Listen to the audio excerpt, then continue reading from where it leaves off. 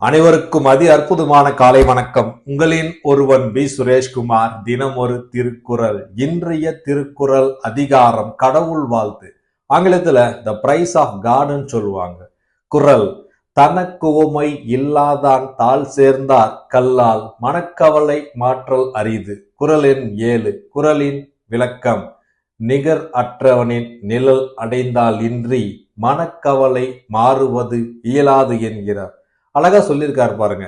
கடவுள் வாழ்த்து அதிகாரத்துல நாம் நிகரற்றவனின் கடவுளின் நிழலை அடைந்தால் இன்றி நம்மளுடைய மனக்கவலை மாற்றுவது முடியாது என்கிறார். ஏற்கனவே அழகா ஒரு கடவுள் வாழ்த்து சொல்லியிருப்பாரு. பிறவி பெருங்கடல் நீந்துவார் நீந்தார் இறைவன் அடி சேராதார்.